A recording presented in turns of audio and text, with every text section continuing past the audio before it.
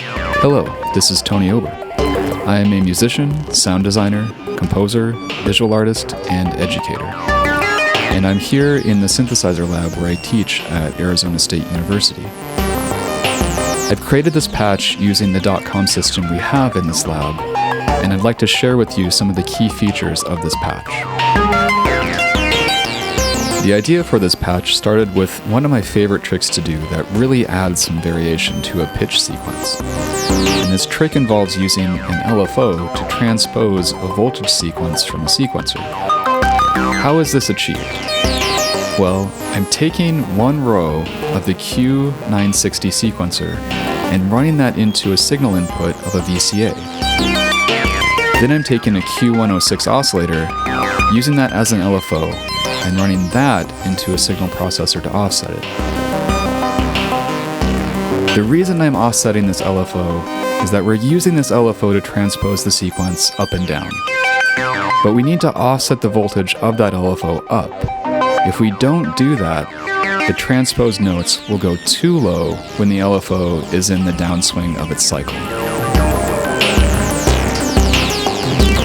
The output of that offset LFO is going into the control input of the VCA that we have our sequencer going into. The output of that VCA is being sent into a sample and hold, and that sample and hold is being clocked by the main clock in the system. If we don't use the sample and hold here, we'll get a glissando between the notes, because the sequencer is basically riding the wave of that LFO doing the transposition. Finally, the output of that sample and hold is going into a channel on the Q171 quantizer bank, and then the output of that quantizer is going into our volt per octave input on another Q106 oscillator.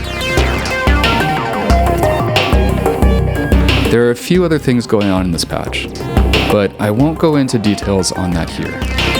Check out the detailed patch breakdown in the video description for more information.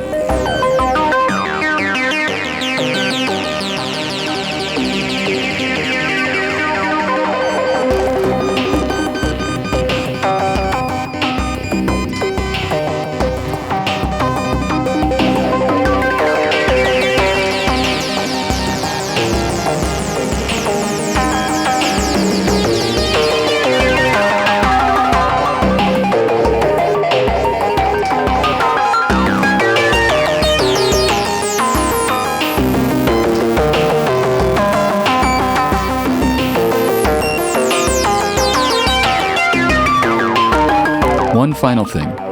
Please keep in mind, when you build patches like this, you risk tearing apart the fabric of space and time. You can see that starting to happen in this video, so please proceed with caution.